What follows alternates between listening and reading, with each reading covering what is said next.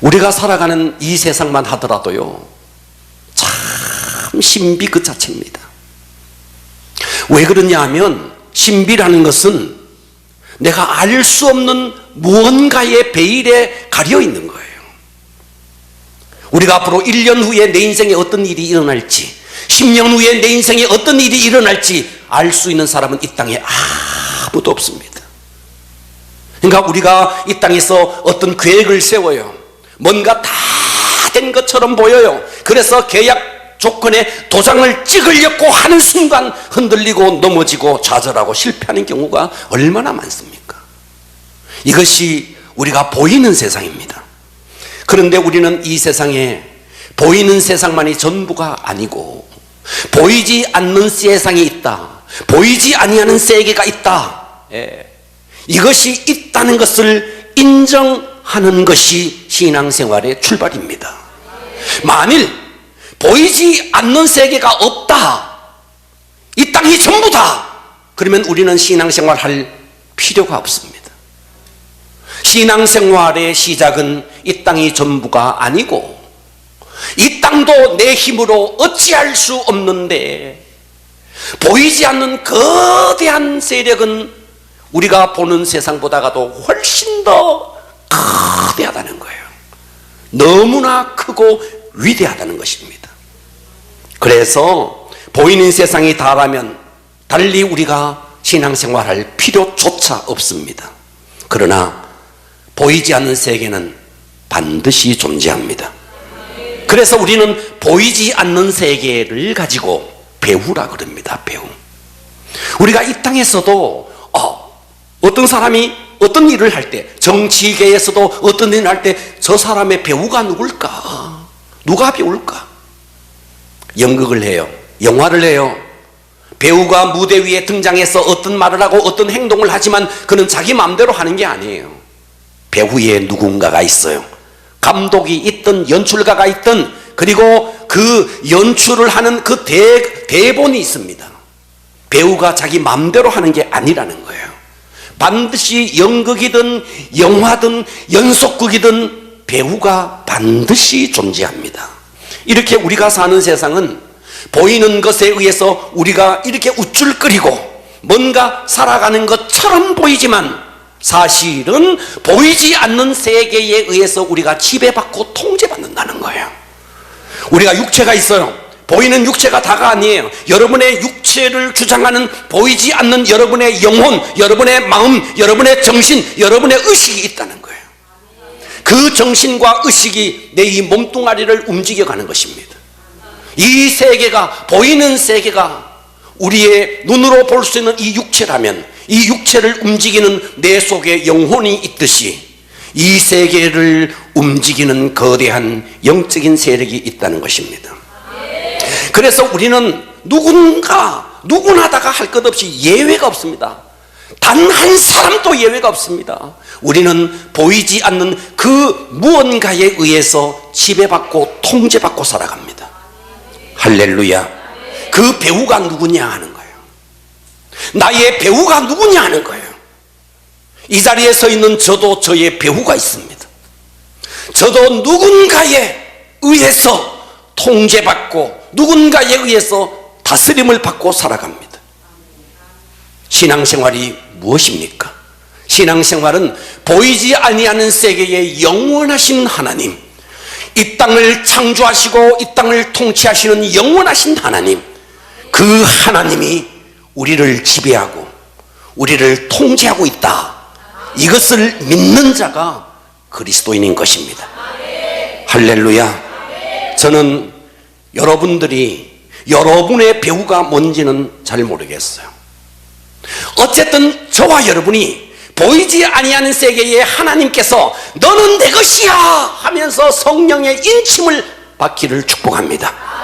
그래서 그 하나님의 통치와 그 하나님의 다스림 속에 들어가는 것이 신앙생활의 출발인 것입니다. 이것을 거부하는 사람들, 하나님이 어디 있느냐? 내 주먹을 믿고 살겠다. 하나님이 어디 있느냐? 내가 열심히 살면 내가 이 땅에서 부자가 되고 돈도 많이 벌고 살겠지. 사람들은 그렇게 생각하지만 아닙니다. 그의 배후에도 어떤 세력이 존재합니다. 그를 지배하는 세력이 있습니다. 하나님이 아닌 그 다른 어둠의 영이, 그 거대한 영적인 세력이 그를 잡고 있습니다. 여러분, 우리는 오래지 않아서 우리가 보고 있는 이 세상, 여러분의 할아버지, 여러분의 할머니, 여러분의 아버지, 여러분의 어머니, 보이던 아버지, 보이던 어머니가 떠나가듯이 보이는 이 세상은 언젠가 떠나갑니다. 반드시 떠나갑니다. 떠나가고 난 다음에 보이지 아니하는 거대한 세력이 열립니다. 여러분이 밤에 꿈을 꿀 때 내 육체는 분명히 이 자리에 누워있지만 어딘가의 꿈속에서의 어떤 활동이 계속되는 영적인 세계, 그렇듯이 내 육체는 무덤으로 돌아가지만 나라는 본존재, 영혼은 거대한 영적인 세력에 의해서 다스림을 받게 되어 있습니다. 성경은 이 부분을 이렇게 말하고 있습니다. 요한계시록 20장 1절에 보면 우리가 이 세상, 보이는 세상이 이 땅에서 다 떠나간 다음에 보이지 아니하는 세계가 열립니다. 그 보이지 아니하는 세계에 어떤 세계가 열리느냐, 계시록 20장 1절에 보면 또 내가 보니, 사도 요한이 앞으로 있을 거대한 이 세상이 사라진 이후에 일어날 그 일을 요한계시록을 통해서 말하고 있습니다. 1절에 보니까 내가 보매 천사가, 이 천사도 보이지 아니하는 세계에 존재하는 자예요. 천사가 무저갱의 열쇠와 큰 쇠사슬을 그 천사가 그의 손에 가지고 하늘로부터 내려왔어. 용을 잡으니 곧 옛뱀이요 마귀요 사탄이라. 하나님이 영원한 세계의 주인이라면 그 하나님의 반대편에 있는 자가 오늘 여기서 나오는 용이요, 옛뱀이요, 마귀요, 사탄이라. 3절에 보니까 무저갱의 그 용이요, 마귀요, 사탄이요, 이 자를 무저갱에 던져 잠그고 임봉합니다. 나오지 못하도록 딱 뚜껑을 닫습니다. 20장 11절에 보면 또 내가 보는 거예요. 요한이가 보는 거예요. 이제 어떤 일이 벌어지는가? 이 땅에 보이는 세계가 다 끝난 다음에 거대한 세계가 열리니 크고 흰 보좌와, 이것을 일명 흰 보좌 심판, 또 다른 말로 백보좌 심판이라 그럽니다. 반드시 이 땅에서도 죄를 지으면 대통령이라도 감옥에 들어가고, 이 땅에서 죄를 지으면 판사라도 감옥에 들어갑니다. 그래서 우리가 이 땅에 사는 것은 자유지만, 그러나 그 배후에 누구에 의해서 통제받느냐, 누구에 의해서 지배받느냐에 따라서 보이는 세계가 사라진 다음에 거대한 영적인 세계가 열리니 그때 어떻게 되는가를 보십시오. 크고 흰 보좌와 그 위에 앉으신 바로 이분이 살아계신 예수 그리스도입니다. 살아계신 이가, 그 위에 앉은 이가 보니 땅과 하늘이 그 앞에서 피하여 간 데가 없더라. 12절 보십시오. 또 내가 보니 죽은 자들, 그렇죠, 지금까지 얼마나 많은 사람들이 죽었습니까? 죽은 자들이 큰 자나, 지나간 세기 속에 살았다가 죽었던 사람들 중에 대통령도 있고 임금도 있고 장관도 있고 큰 자가 있습니다. 또 작은 자도 있습니다. 그러나 그들 모두가 그 보좌 앞에 서 있는데, 흰 보좌, 백보좌 앞에 서 있는데 책들이 있대요. 책들, 그들의 이름이 얼마나 많은지 책이 한 권이 아니에요. 단수가 아니에요. 복수예요. 책들이 있고 그 옆에 보니까 또 다른 책이 펴져 있는데 그 다른 책은 단수예요. 한 권이에요. 생명책이라. 죽은 자들이 자기 행위를 따라서 그 책들에 기록된 대로 심판을 받으니, 바다가, 우리는 바다를 뭐로 표현하느냐? 바다를 세상이라고 말합니다. 이 세상이 그 가운데서 지금까지 죽었던 자들을 다 내어주고 사망과 음부도 그 가운데서 죽은 자들을 다 내어주매 각 사람이 자기의 행위대로 심판을 받고 사망과 음부도 어디에 던져지느냐? 불못에 던져지니 육체가 끝나는 것을 첫째 사망이라 그래요. 그러나 첫째 사망만 있는 게 아니에요. 불못에 던져지니 이것이 둘째 사망, 곧 불못, 곧 지옥이라. 누구든지 생명책에 기록되지 못한 자는 둘째 사망, 이 불못에 던져지더라. 앞으로 영원한 세계에서 일어날 그 거대한 영적인 세계를 사도 요한은 먼저 당겨서 하나님께서 이 요한에게 보여준 것입니다. 우리가 살아가는 이 세상도 신비해요. 내일이 신비해요. 내년이 신비해요. 내년에 우리의 인생에 어떤 일이 일어날지 아무도 몰라요. 인생 자체가 신비해요. 하물며 보이지 않는 세계는 어떠하겠습니까? 이 보이지 않는 이 세계는 신비 그 자체인 것입니다. 할렐루야. 그런데 이 보이지 아니하는 세계에 영원하신 분이 계신다는 거예요. 그 영원하신 분을 인정하고 그분 속으로 들어가는 것이, 이것이 바로 신앙생활이라는 것입니다. 자, 그러면 그 영원한 세계에 하나님이 존재한다는 사실을 알고 그분 속으로 들어가는 자들의 그 영원한 세계에서는 어떤 일이 일어나는가? 계시록 21장 1절에 보면 또 내가 요한이 봤다는 거죠. 새 하늘과 새 땅, 지금의 보이는 땅이 아닌 새 하늘과 새 땅이 열립니다. 보니 처음 하늘, 우리가 보고 있는 저 스카이, 우리가 보고 있는 저 스페이스, 이것은 없다는 거예요. 처음 하늘과 처음 땅, 우리가 보는 이 땅은 없다는 거예요. 바다도 다시 있지 않다는 거예요. 또 내가 보며 거룩한 성 새 예루살렘이 하나님께로부터 하늘에 내려오니 그 준비한 것이 신부가, 여러분 결혼할 때 신부가 얼마나 아름다워요. 이 신부가 신랑을 위해서 남편을 위하여 단장한 것 같더라.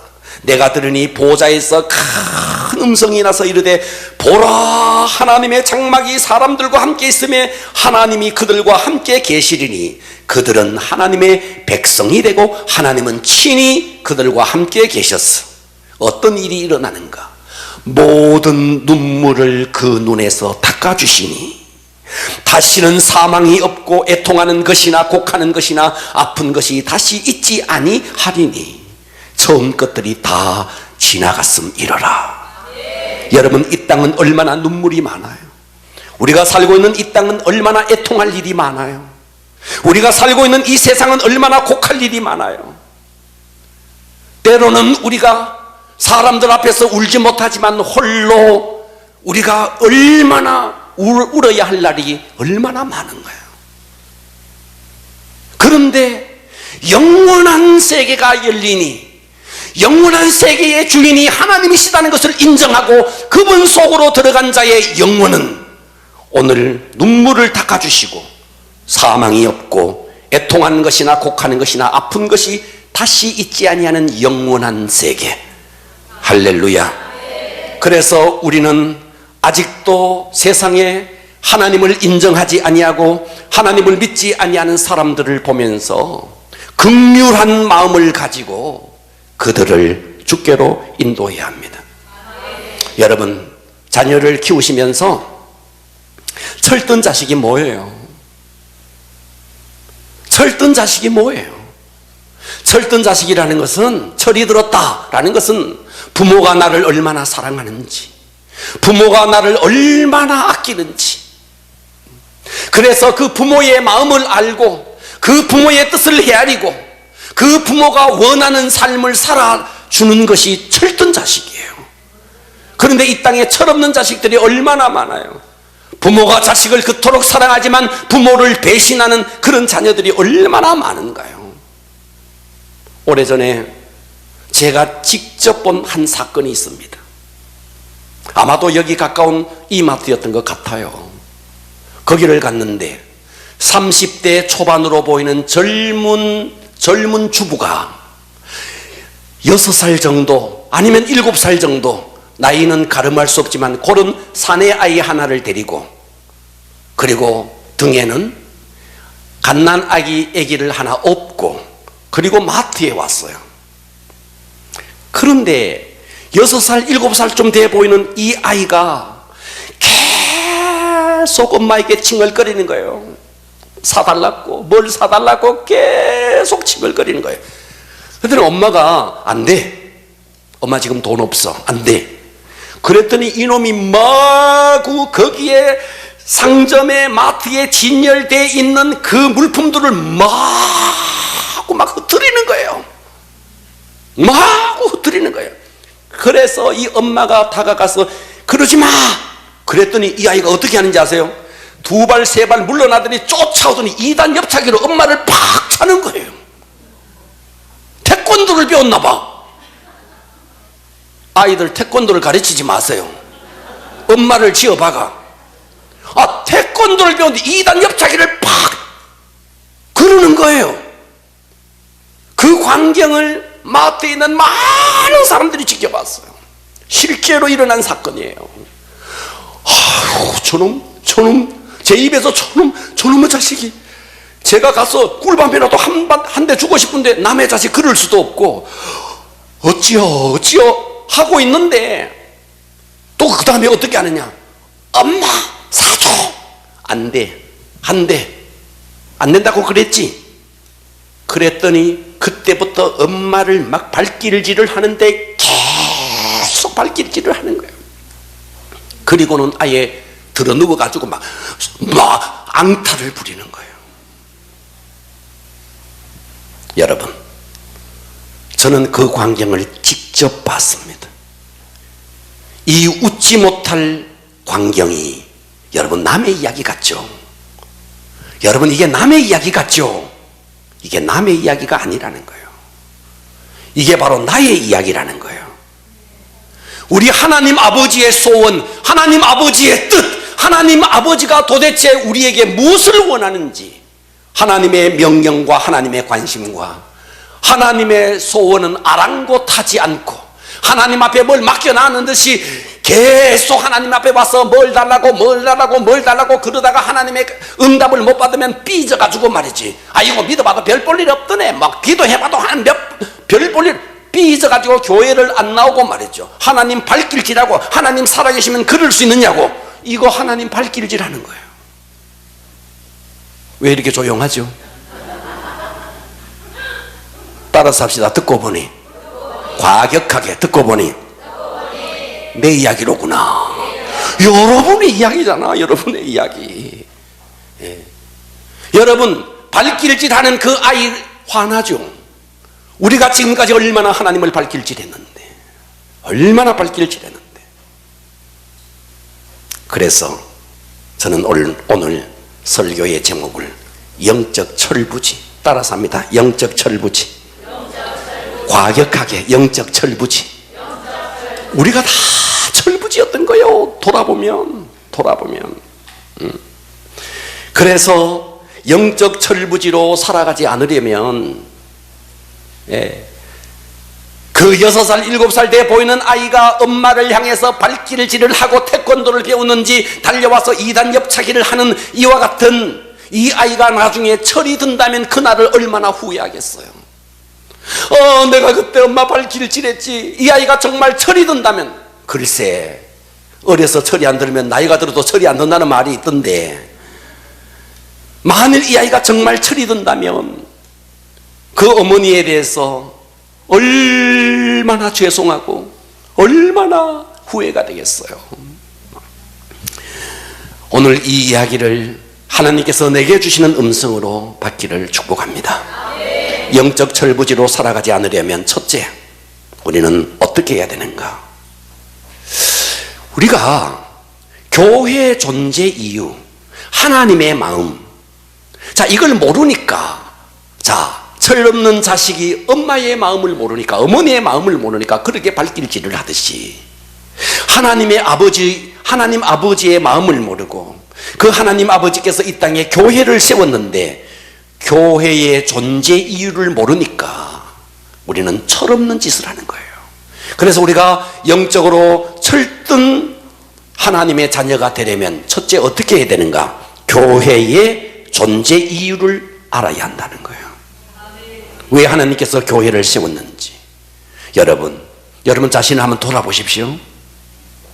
여러분들이 지금 고운 옷을 입고 꽃가옷을 입고 머리에 힘주고 이렇게 앉아있으니까 다 뭐 핸섬하고 뷰티풀하고 뭐 괜찮아 보이죠. 하지만 여러분의 가슴에 뚜껑을 다 여는 순간 이야기는 달라집니다. 나라는 존재, 여러분이라는 존재, 존재의 본질을 여러분 스스로가 너무나 잘 알 거 아니에요. 나라는 존재의 본질 너무나 잘 알 거 아니에요. 살아오면서 죄가 아니고는 설명이 되지 않는 자가 나예요. 이 땅에 누가 있어 나는 죄에서 자유해?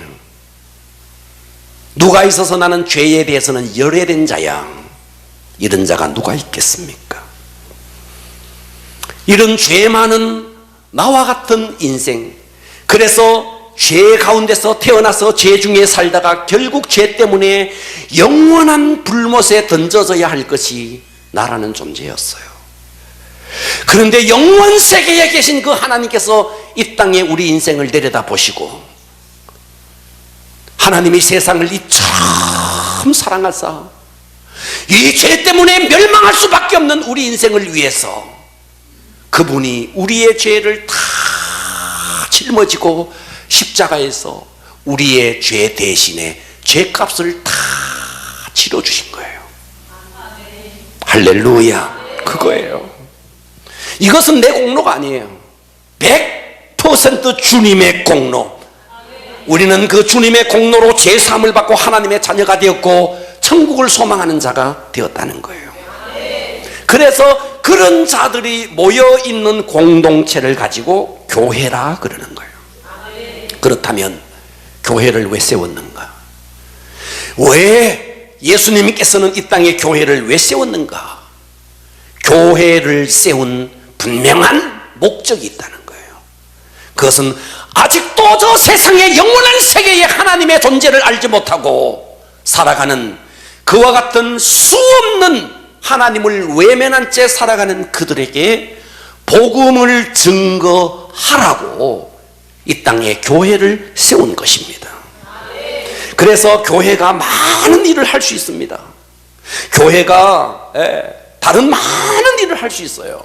하지만 그것은 부차적인 일이에요. 불은 타기 위해서 존재하듯이 교회는 복음을 증거하기 위해서 존재하는 공동체라는 거예요. 이 땅에 많은 학문이 있습니다. 정치, 경제, 문화, 예술, 이 땅에 얼마나 많은 과학과 의료와 많은 학문들이 있어요. 그런데 학문은 그 학문 나름대로의 기초, 그 학문의 정의가 있습니다. 마찬가지로 교회도 이 땅에 왜 교회가 세워졌는지에 대한 분명한 정의가 필요합니다. 저는 우리나라 이 교육 제도가 말이죠, 고3 때 너무 어렵게 힘들게 수능을 치고 그래서 공부를 하다가 보니까 대학 들어가면요, 대학생의 정의, 이제는 캠퍼스의 낭만을 즐길 때야, 이제는 즐기고 마실 때야, 이렇게 대학 생활을 정의한 친구들은요, 대학 들어가자마자 동아리 모임에 들어가고 술 마시기 시작하고 놀기 시작합니다. 우리나라의 이와 같은 학생들 때문에 지금 아시아권에서 말레이시아, 태국, 인도네시아 이런 나라들 보다가 오히려 국력이, 오히려 우리나라의 국가 경쟁력이 더 낮아졌다는 보도가 나왔습니다. 마찬가지로 교회의 정의가 있습니다. 그래서 사람들마다, 목회자들마다 교회의 나름대로 정의를 내려요. 교회는 기도하는, 맞죠? 기도하는 곳이죠. 교회는 선행을 하는 곳이다. 맞죠? 교회가 선행을 할 수 있죠. 교회는 사회를 위해서 봉사하는 곳이다. 맞죠? 그럴 수 있습니다. 그러나 그는 모든 것들은 부차적인 것입니다. 교회는 무엇을 하는 곳인가? 아직도 하나님을 알지 못하는 그들에게 영원한 복음을 증거하는 곳. 그래서 교회가 선행도 할 수 있고 사회 봉사도 할 수 있고 여러 가지 많은 일들을 할 수 있지만 그 모든 것의 결론이 무엇이어야 되느냐? 복음 증거여야 된다는 거예요. 그래서 교회는 영혼을 구원하는 구조선이 되어야 하는 것입니다. 그러므로 전도는 교회의 여러 가지 행사 가운데 하나가 아닙니다. 모든 행사가 전도를 위해서 존재해야 되는 것입니다. 오늘 본문이 그 이야기를 하고 있는데 데살로니가전서 1장 8절을 보면요, 잘 들으셔야 됩니다. 우리나라 개역 개정 성경은 이 원어의 뜻을 그대로 반영하지 못하고 있습니다. 보십시오. 주의 말씀이, 주님의 말씀이 너희에게로부터 마게도냐와 아가야뿐만 들릴 뿐만 아니라 하나님을 향하는 너희의 그 믿음의 소문이 각 처에 퍼졌으므로 우리는 할 말이 아무 말도 할 것이 없다. 이 말은 이 원어의 뜻을 제대로 표현하지 못합니다. 자, 여기서 주의 말씀이 너희에게로부터 마게도냐와 아가야에만 들린다는 말이 나오는데 이 들린다는 원어의 뜻은 귀에 들린다는 뜻이 아닙니다. 이 뜻은 무슨 말이냐면 지진과 해일과 쓰나미처럼 몰려와서 완전히 덮어버린다, 이런 뜻이에요. 할렐루야. 그래서 이 헬라어를 보니까 엑세이케이다이 라는 말은 지진, 해일, 쓰나미 같은 것이 완전히 초토화시켜버리는 것이 들리는 거예요. 그래서 8절의 바른 해석은 이렇습니다. 복음이 너희에게로부터 시작되어서 마게도냐와 아가야의 쓰나미처럼 덮어버릴 뿐만 아니라 하나님을 향한 너희의 믿음의 소문이 각처에 지진, 해일, 쓰나미처럼 덮어버렸으므로 우리가 할 말이 없다 라는 뜻이 원어를 반영한 해석입니다. 할렐루야. 1세기의 성도들은 이 들린다는 원어의 뜻을 너무 잘 알고 있었기 때문에 그 소문이 해일처럼 퍼져나가서 완전히 복음으로 덮어버리는 그것을 보면서 데살로니가 전서를 썼던 사도 바울은 할 말을 잊어버린 거예요. 우리는 할 말이 없다는 거예요. 엄청난 감동과 도전이 그에게 있었다는 거예요. 그러므로 교회의 존재 이유가 뭐냐? 교회는 세상에, 죄악된 세상에 우리가 복음으로 해일처럼 지진처럼 쓰나미처럼 완전히 그들을 덮어서 그들을 주께로 인도해서 세상의 모든 교만한 것, 세상에 하나님을 대적하여 높아진 모든 것들을 하나님의 무릎 앞에 꿇게 만들도록 지진과 해일과 쓰나미처럼 덮어버리는 일을 하는 곳이 교회라는 거예요. 할렐루야. 세상에 많은 영혼들이 죄악된 세상에 잠들어 있습니다. 교회는 풍악을 울리는 곳이 아닙니다. 교회는 풍악을 울리면서 뱃노래를 하는 곳이 아닙니다. 교회는 저 지옥 바다에 수없는 영혼이 지옥으로 가는데 그 지옥 바다에 던져져 있는 그 영혼들을 끌어올리는 항공모함이요 구조선이라는 거예요. 이것이 교회라는 거예요. 그래서 교회의 모든 행사, 이것은 복음 증거를 위해서 존재해야 하는 것입니다. 할렐루야. 여러분 주변에 믿지 않는 사람들, 친척들, 아직도 보이지 않는 세계의 어둠의 영, 더러운 영에게 사로잡혀 있는 그들의 소나기에서 우리는 그들을 하나님의 손으로 들어올 수 있도록 나팔을 불어야 하는 것입니다. 사람들은 전도를 오해해요. 아, 전도는 은사 있는 사람이야. 여러분, 찬양이 은사예요. 여러분, 찬양이 은사라면 여러분 이 자리에 오늘 찬양하면 안 돼요. 다 입 다물고 있어요. 앞에서 은사 있는 사람만 찬양을 부를 때 여러분 전부 다 입 다물고 있어야 돼요. 오늘 보니까 입 다물고 계시는 분이 계시던데, 찬양은 은사가 아닙니다. 아무나 다 하는, 호흡 있는 자마다 여호와를 찬양할지어다. 명령이에요. 예배는 은사입니까? 아니요. 예배도 은사가 아니에요. 신령과 진정으로 예배하라. 예배는 명령이에요. 전도는 뭡니까? 전도도 될까요? 아니에요. 전도는 명령이에요. 할렐루야. 그러니까 우리는 이 하나님의 명령을 순종하는 자. 제가 어제 한 권의 책을 읽어봤는데 C.S. 루이스의 가운데 스크루테이프의 편지라는 책을, 너무 두껍지 않은 책에서 그냥 순간에 읽었는데, 이 책을 보니까 감동의 물결이 막 밀려오는 거예요. 이 책 내용이 C.S. 루이스, 옥스퍼드 대학의 교수 C.S. 루이스가 쓴 편지에, 그 편지 형식의 책자예요. 이 책을 봤는데 삼촌 마귀가 있었네. 삼촌 마귀가 이제 은퇴를 앞두고 있네. 은퇴를 앞두고 있는 거야, 마귀가. 그런데 이제 조카 마귀가 이제 막 마귀 일을 시작했네. 그래서 이 조카 마귀가 이제 은퇴를 앞둔 완전 마귀의 세계의 저명한 인사인 이 삼촌 마귀에게 가서 한 수를 배우겠다고 이 조카 마귀가 삼촌 마귀에게 갔네요. 이 갔더니 사실은 이 조카 마귀가 마귀 일을 이제 시작한 지 얼마 안 됐는데 시험이 들어가지고, 마귀도 시험 들었네. 마귀가 시험이 푹 들어가지고 삼촌 마귀한테 한 수 배우려고 갔는 거예요. 왜 시험 들었느냐 하니까, 자기가 관리하고 있는 그 사람들이 다 막 전도 받아가지고 예수 믿어가지고 할렐루야 그러니까 이 마귀가 시험이 팍 들어가지고, 관리를 잘못해가지고 시험이 팍 들어가지고, 그래 이 조카 마귀가 이제 마귀 일을 시작하면서 한 수를 배우려고 삼촌 마귀한테 갔는 거예요. 이 삼촌 마귀가 친절하게 조카 마귀에게 가르쳐 줍니다. 이렇게 말합니다. 우리 마귀가 아무리 뛰어나고 탁월해도 우리의 대적 예수, 마귀에게는 예수가 대적이죠. 우리의 대적 예수를 이길 수는 없다. 그러나 길이 없는 건 아니다. 길이 없는 건 아니다.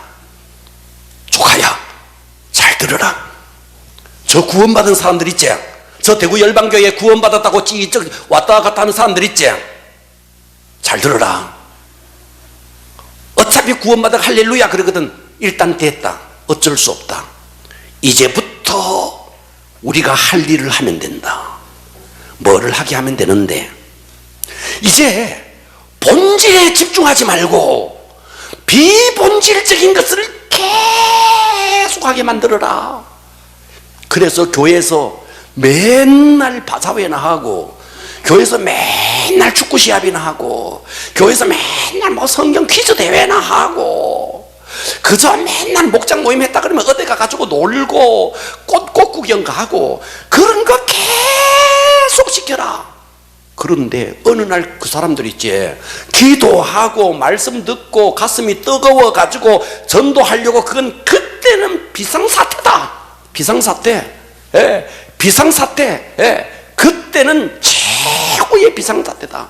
그러니까 너 정신 차리고 예수 믿는다고 대구 열방교회 끄떡끄떡 다니는 사람들 있지, 그때 너는 이 의식을 계속 심어라. 다음에 하지 뭐, 새벽기도 다음 주부터 하지 뭐, 차차 하지 뭐, 나중에 하면 되지 뭐, 내 코가 석잔데 이 의식을 심어라 조카야. 알겠느냐? 이것이 마귀의 최고의 전략. 한 권의 책을 지금 요약해 준 거예요. 여러분이 이 시간에 지금 한 권의 책을 읽은 거예요. 마귀는 온갖 핑계를 들이밀면서 사명을 감당하지 못하게 한다는 거예요. 여러분, 우리 주어진 시간이 오래일 것 같습니까? 오는 데는 순서가 있지만 가는 데는 순서가 없어요. 우리 모두가요, 전도하라고 부름받았습니다. 그런데도 전도도 안 하고 뭐 말만 하면 다음에 하겠다 그러고 삐져가지고 말, 내 코가 석잔데 이거 얼마나 영적으로 철부지입니까? 하나님은 아브라함으로 불렀어요. 열국의 아비로, 사라로 불렀어요. 사라로. 그런데 아직까지도 아브라함으로 혼자 존귀하고 혼자 영광받고 혼자 존경받는 아브라함, 혼자 공주로서 혼자 아주 말이죠, 그렇게 살아가는 사례. 하나님은 우리를 아브라함으로 사라로 불렀는데 우리는 아브라함과 사레의 삶을 살고자 하는 것입니다. 여러분, 성경의 이 두꺼운 성경이 한마디로 요약하면 come and go, 가라는 거예요. 와서 구원받고 그리고는 가서 전도하라 이거예요. 교회를 세우신 주님의 마음, 이것을 알면 우리는 영적인 철부지로 살아갈 수 없습니다. 할렐루야. 두 번째, 영적 철부지로 살지 않으려면 우리는 전도의 방법, 이제 전도를 해야 되겠는데 전도의 방법을 알아야 됩니다. 어느 날 어떤 성도가 신방을 갔어요. 병원에 신방을 갔는데 이 사람이 산소 마스크를 끼고 있는 거예요. 근데 이 사람이 갑자기 신방 와가지고 머리 위에 손을 얹고 기도는 하는데 이 사람이 막 얼굴이 새까맣게 질려가는 거예요. 보니까 기도하면서 산소 호흡기 줄을 꽉 밟고 있는 거예요. 밟고 기도해대고 있는 거예요. 전도를 해야 된다는 거 알죠? 그런데 우리가 전도의 방법이 때로는 말이죠, 참 눈살을 찌푸리는 전도의 방법이 있을 수 있다는 거죠. 전도는 말이 아니고 구호도 아닙니다.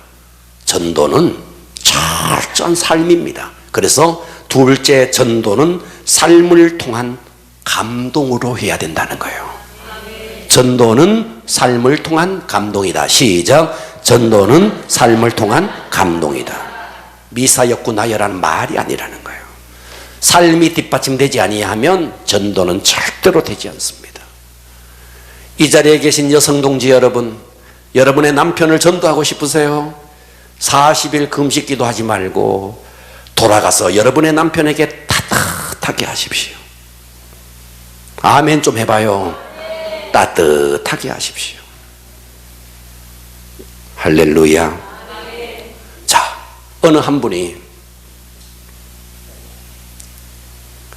전도를 하면서 어떻게 감동을 줄까 하다가 이분이요, 중국집에다가 짜장면, 짬뽕, 탕수육 하는 그 집에다가 전화를 한 거예요. 그래서 집에서 자녀들과 함께 짬뽕, 짜장면, 탕수육 시켜놓고 기다리는데 아무리 기다려도 안 오는 거예요. 45분이 됐는데 드디어 띵동 하는 거예요. 늦게 왔는데 너무 화가 나더래요.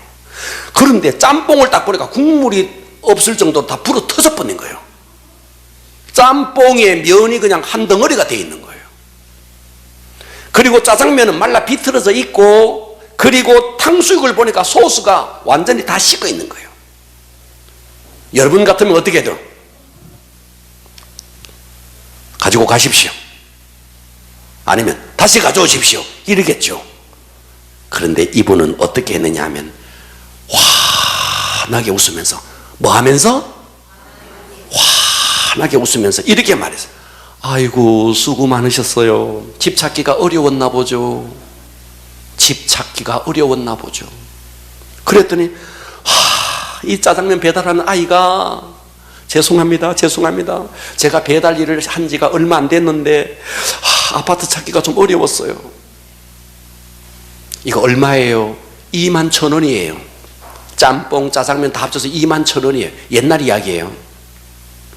그때 이분이 3만 원을 딱 주면서, 이제 거스름돈을 막 이제 9,000원을 돌려줘야 되는데 3만 원을 주면서 거스름돈은 그냥 가지세요 이랬대요. 그랬더니 이 아이가 안 돼요. 안 되기는 뭐가 안 돼요. 내가 주고 싶어서 주는 건데 내가 주인한테 말 안 할 테니까 받아가세요. 입이 그냥 갑자기 여기까지 걸리더라는 거예요. 이렇게 걸리더라고요. 그래서 이 사람이 물었대요. 보아하니 학생 같은데 나이가 몇 살이에요? 17살이에요. 17살이면 학교에 다닐 시간인데 어떻게 배달 일을 해요? 사실은요 제가 촌에 사는데요 공부하기 싫어가지고요 가출했어요. 이렇게 이야기하는 거예요. 근데 보니까 양파를 안 가지고 왔더래요. 그래서 환하게 웃으면서 다음에 올 때는 양파 많이 가져다 주세요. 예 하고 가더라고요. 일주일 후에 또다시 그 집에 주문을 했어요. 그날은요 총알같이 왔더래요. 총알같이 왔더래요. 그래가지고 양파를 가지고 왔는데 양파 하나를 통째로 썰어 가지고 왔더래요. 그래가지고 이분이 뭐라고 그랬느냐 하니까 내가 조카가 있는데 내가 조카가 생각이 나서 그러는데 그날은 봉투에다가 3만 원을 딱 넣어가지고 짜장면 탕수육 값을 지불하고 봉투에다가 3만 원을 딱 넣어가지고 줬대요. 주면서 뭐라 그랬느냐, 내가 조카가 하나 있는데 조카 생각나서 주는 거라고. 이 아이가 막 너무 좋아가지고 싱글벙글 해가지고 그때 짜장면집으로 돌아가가지고 저 무슨 아파트 몇 동에서 전화 오면 너희들 가면 안 돼, 그때는 내가 가야 돼, 너희들 가면 죽는 줄 알아, 그랬다는 거예요. 그 다음 주에 또다시 아이고 짜장면 많이 먹 짜장면 탕수육을 또 시킨 거예요. 그날은 이분이 책을 한 권을 준비 딱 해서 그 책 속에 문화상품권, 도서상품권을 딱 넣어가지고 읽고 싶은 책 사보라고, 그리고 저 어디에 영화, 좋은 영화 하던데 보고 싶은 영화 한 편 보라고, 그러면서 책을 딱 건네주니까 이 아이가요 갑자기 그 자리에서 눈물이 그냥 툭툭툭툭툭툭 떨어지더래요. 그러면서 돌아서는데 이렇게 말했대요. 지금은 형편이 어렵지만 다음에 꼭 공부하세요. 근데 이 아이가 돌아보지도 않고 하면서 울면서 가더래요. 며칠 후 이 가족들은 지금 짜장면에 거의 질려가고 있습니다. 또 짜장면집에, 그 집에 전화한 거예요. 그래서 짜장면을 갖고 왔는데 그날은 이분이 이렇게 이야기했대요. 내복 하나를 탁 싸가지고 배달하는데 이 추운 날씨에 추리닝 입고 다니는데 얼마나 춥겠어요, 오토바이 타고.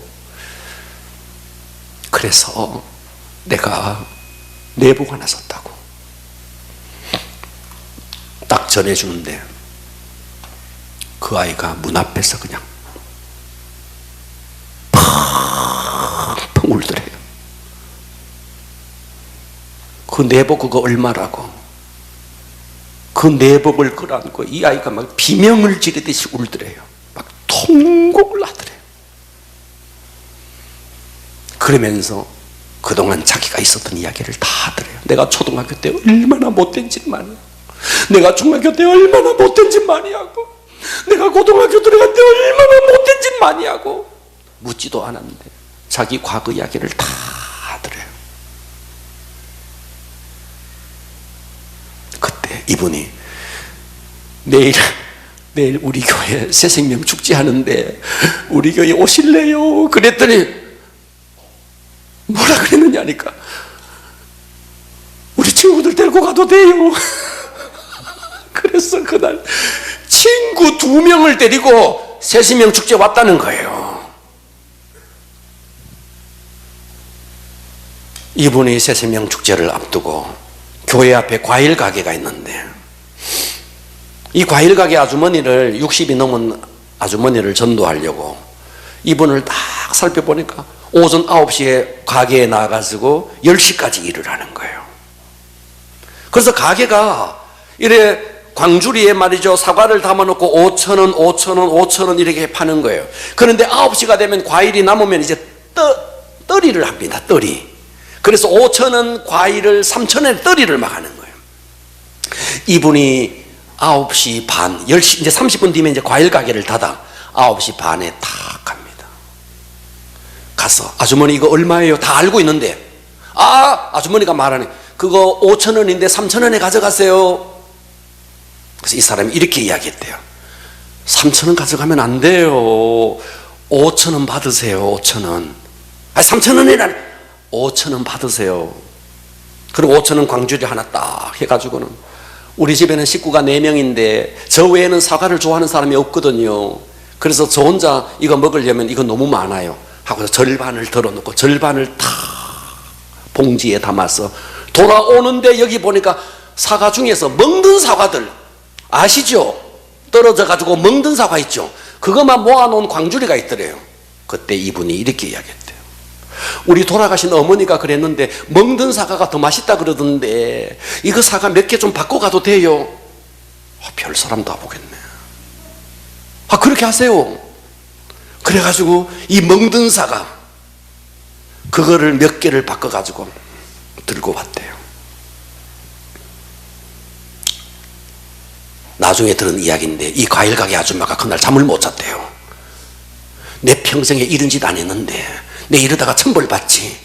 세상에 생긴 거는 멀쩡하게 생긴 사람이 저렇게 어리석은 사람이 있나. 아이고 내가 오늘 사람 속여 먹었네. 내 이러다가 천벌 받지. 막 그날 밤에 막 잠을 못 잤대요. 그런데 며칠 후에 이분이 그 과일 가게에 또 간 거예요. 갈 때는 이번에 어떻게 갔는가. 고구마, 삶은 구운 고구마를 한 봉지를 사가지고, 그리고 유자차를 보온병에 따뜻하게 태워가지고 다 갖다 주면서, 아주머니 지난주 제가 사서 간 사과가 너무 실제로는 안 맛있었대요. 너무 맛있었어요. 아주머니 늦게까지 장사하면서 시장할 텐데 제가 고구마하고 유자차 좀 가져왔어요. 이거 드시면서 하세요 하고 다시 사과를 그랬더니 이분이요, 손을 덥석 잡으면서 이렇게 말하더라. 아이고 우리 아들 놈들보다, 아마 아들이 놈들이 있었나 봐. 한 명은 아니었던가 봐요. 아들 놈들보다 훨 낫대. 며칠 후에 9시 45분에 갔대요. 이제 다 과일 가게를 접으려고 하는 시점에 이분이 갔더니, 이분이 원래 무릎이 안 좋아가지고 일어날 때도 힘들어 하는데 저기에 나타나니까 무릎이 안 좋다는 이분이 말이죠, 우와 막 뛰어와가지고 멀리 갔던 아들을 반기듯이 막 반가워하더래요. 그때 이분이, 저희 어머니는 돌아가셨고요, 제가 우리 장모님 네이 한 벌 사면서 이 추운데 과일 판다고 얼마나 수고하느냐고 내복 한 벌 샀다고. 내복을 딱 내미니까 이 아주머니도 거기서 막 펑펑 울더라는 거예요. 내복이 최고인 것 같아. 내복 한 벌 받고 펑펑 울더라는 거예요. 그때 이분이 이렇게 말했다는 거예요. 내일 우리 교회 새생명 축제 하는데 오실래요? 그러니까 이분이 뭐라고 말하느냐니까, 사실은 말이에요, 댁이 유자차도 타다 주고 사과도 먹는 거 바꿔가고 이래가지고 우리 친구들한테 이야기를 다 했더니 조심해라, 그거 간첩이 돼 그랬다는 거예요. 내일 내가 간첩이라고 말했던 친구들 모조리 데리고 갈게요. 이래가지고 간첩이라고 말했던 개모임에 10명의 친구를 다 데리고 새생명 축제에 왔다는 거 아닙니까? 따라서 합시다. 전도는 감동이다. 여러분 빽빽 소리 지른다고 될까요? 하나님은 살아계시고 당신을 향한 영원한 계획이 계십니다. 입 살았다고 될까요? 전도는 감동입니다. 여러분의 가족을 감동시키세요. 할렐루야. 여러분 주변에 여러분의 이웃을 감동시키세요. 기도도 해야 되겠지만 감동입니다. 할렐루야. 그래서 시간이 오늘 많이 가네요. 세 번째, 영적 철부지로 살지 않으려면 하나님은 전도 외에 다른 길이 없어요. 영혼 구원은 전도의 미련한 방법 외에 다른 길이 없다. 이걸 알아야 됩니다. 고린도전서 1장 21절 합독합니다. 시작. 하나님의 지혜에 있어서는 이 세상이 자기 지혜로 하나님을 알지 못하므로 하나님께서 전도에 미련한 것으로 믿는 자들 여러분, 이 가운데 천사가 나타나가지고 예수를 믿어라, 안 믿으면 지옥이다, 이래가 믿고 온 사람이 있습니까? 없어요. 이 전도의 미련한 방법으로 우리 모두가 전도 받은 거예요. 아멘. 제가 얼마 전에 동대구역에서 KTX를 타고 오는데 실제로 있었던 일이에요. 와, 거기에서 말이죠, 어떤 남자가 말이죠, 거기서 막 띠를 두르고, 무슨 교회에서 나온 띠를 두르고 막 확성기를 대가지고 예수 천당 불신지요 막 이렇게 전도하는 광경을 봤어요. 여러분, 그런 사람 보면 참 그렇죠, 그죠? 제가 서울에 살 때 1호선을 타고 노량진쯤에 딱 오면은 늘 타는 사람이 있었어요. 제가 타는 열차, 지하철에 탁 타더니 전도지를 막 앉아있는 사람에게 전도지를 나눠줘요. 그리고 이분이 이렇게 말했어요. 주목! 이렇게 말했어요. 지하철 안에서 주목! 그래서 나 그때 신학생이에요. 주목! 그래서 일단 봤어요. 보니까 이렇게 말했어요. 이 중에 예수 믿는 사람 손들어! 그러더라고요. 나 그때 예수 믿을 뿐만 아니라 나 신학생이거든. 손 들려고 하다가 아무도 안 들어서 너무 쪽팔려가지고 손을 내렸어요. 그들 그 다음 말이 진짜 재밌었어요. 이 가운데 분명 예수 믿는 사람이 있을 텐데 손도 못 들어! 와우. 내가 그런 일을 당했네. 동대구역에서 나오는데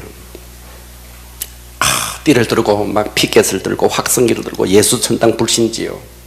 내가 가까이 가서 보니까 막 얼굴에 떼국물이 졸졸 흐르고 옷도 얼마나 허술하게 입었는지.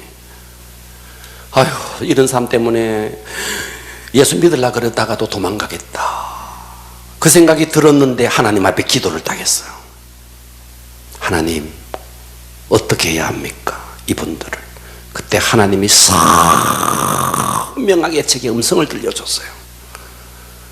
너그같이 말쑥하고 너그같이 멋지고 너그같이 괜찮은 사람들이 전도 안 하니까 저런 사람들이 전도하잖아. 감사해라. 그래도 하나님은 들을 사람이 있지 않겠나. 막 오다가 막 이 생각을 하다 돌아갔어요. 돌아가가지고요, 돈 몇만 원을 집어주면서 수고하십니다, 감사합니다, 추운데 따뜻한 식사라도 함께 하시고 전도하세요, 제가 기도하겠습니다 하고 왔다는 말이에요. 제가 할렐루야. 그래서 전도의 미련한 방법이라도 해야 된다는 거예요. 며칠 전에 이야기만 하고 마무리하겠습니다. 며칠 전에 군목 출신 목사님을 만났는데, 며칠이 아니라 몇 달 전입니다. 군대에서 목회를 하던 목사님을 만났는데 이분이 기가 막힌 이야기를 했어요. 이분이 군대에서 군목입니다. 군목. 근데 계급이 소령인가 그랬대요. 그런데 하루는 군사령관이 별 4개입니다. 별 4개. 별 4개가 온 거예요. 그래서 별 2개, 별 3개, 별 1개짜리들, 무궁화 3개, 이런 사람들이 모여서 식사를 하는데 갑자기 별 4개 이 사람이 내 휴대폰! 이랬대요. 그랬더니 갑자기 별 2개, 별 1개짜리들이 벌떡 일어나더니 그때 별 3개짜리, 아니 무궁화 3개짜리가요 막 쫙차가더래요. 쫙차가더래요. 막. 그래서 쫙차가더니 몇 분 후에 막 소란을 피우더니 땀을 뻘뻘뻘뻘 흘리면서 쫓아왔는데 휴대폰을 딱 내밀면서 사령관님, 차 안에 있었습니다 하면서 휴대폰을 딱 내밀더래요.